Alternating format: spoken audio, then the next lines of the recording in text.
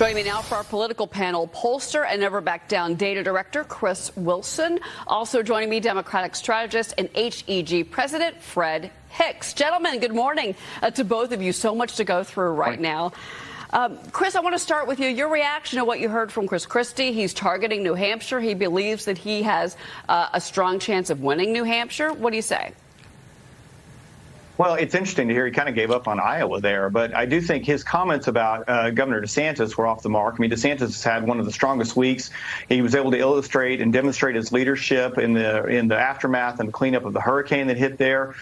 Pretty remarkable what he's done in the last two hurricanes that have hit Florida, and I think it is exactly why you are going to see him do as well as he is in Iowa and New Hampshire and South Carolina and not surrender any state like it sounds like Christie's doing. But furthermore, I think it's unfortunate that what you mentioned first with the memo from the Haley campaign. I mean, really, she was the first one to say in the debate that the candidates should be going after Joe Biden, not each other. And then within a couple of weeks after the debate, she does exactly what she criticized others, really, Vivek Ramaswamy, for doing. Well, let's ask Fred. Let me ask you about that, because we are seeing a shift, in particular as we come up on the second GOP presidential debate. You are seeing these candidates start to shift gears, not so much going after the former president, President Trump, but actually moving towards criticizing now President Biden, whether it is Bidenomics, whether it is his age, which a Wall Street Journal poll now tells us that a majority of Americans, 2/3, believe that President Biden is too old to run again. And you've also got Kamala Harris coming out and saying, because she was asked by a reporter,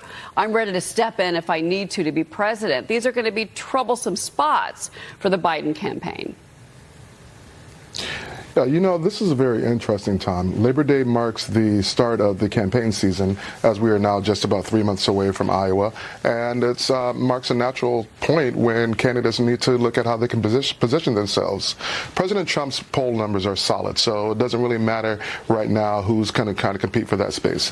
But the space that's available is for the number 2 slot, especially if the indictments take hold and voters start to abandon President Trump. So I think that Nikki Haley is doing exactly what she needs to do. I think Chris Christie is doing exactly what he needs to do, and should one of them or Vivek Ramaswamy move into second place, we'll see all the other candidates do the same thing to them, because at this point it's about positioning yourself to be the next up should President Trump not make the ballot, or should something happen with him with all the legal situations. Okay, well, I want to stay with President Biden, Fred, because the Biden campaign is taking aim at Nikki Haley for the first time.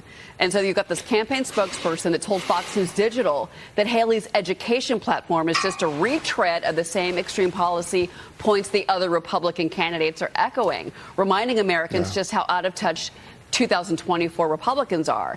You've got a pro-Haley super PAC. They've got a new ad that label her the candidate that Biden fears most, Fred. But I think in particular, President Biden's picking on Nikki Haley. Talk to me about this.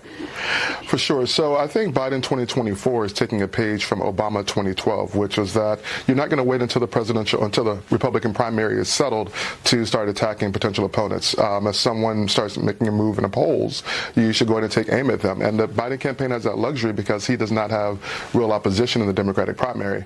I think the other thing is that there is a tacit recognition on the part of Democrats that Nikki Haley has certain strengths that Tim Scott, her fellow South Carolinian, and other people do not have, namely that she was a successful governor in South Carolina, that she has taken some positions that are not as extreme as, say, Ron DeSantis, and that she's taken measures, or she took measures as governor, such as pulling down the Confederate flag, that might actually be appealing to moderate, to conservative-leaning minority voters. So I think it's smart for the Biden campaign to look at Nikki Haley, and I think that Nikki Haley does present a very different set of challenges for the Biden-Harris campaign and the November election than, say, Donald Trump or Ron DeSantis. That's interesting, and they've got to figure that out. Chris, I want to move back over to the Republican side and the competition between the Republican candidates, all of them getting out onto the airways, wanting to get their message across. Listen to what 3 of them have come on our air and said over the last 24 hours.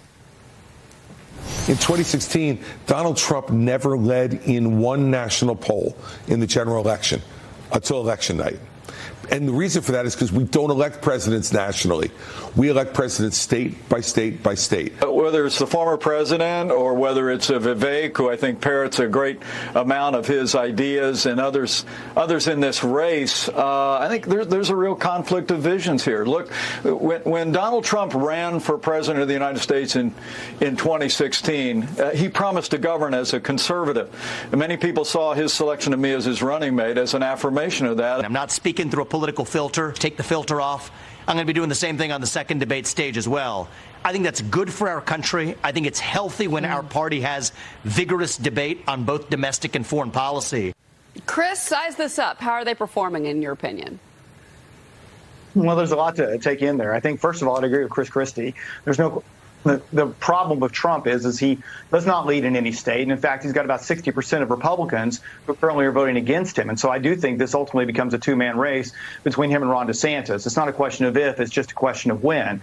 And so from that, I think you'll see a situation that develops throughout the primary in which it does become that two-man race. And ultimately, what never happened in 2016, where you had a direct race between Trump and Ted Cruz because John Boehner stayed in until the end, you'll have that race develop between Ron DeSantis and Donald Trump. And that's why I predict that Ron DeSantis will win. To your point earlier, and some of the things that what you heard from Vivek talking about President Biden, it's 72% that say he's too old to be president, 60% say he's not mentally competent to be president, and then he's got Kamala Harris stepping forward and saying that she's ready to be president if he can't perform.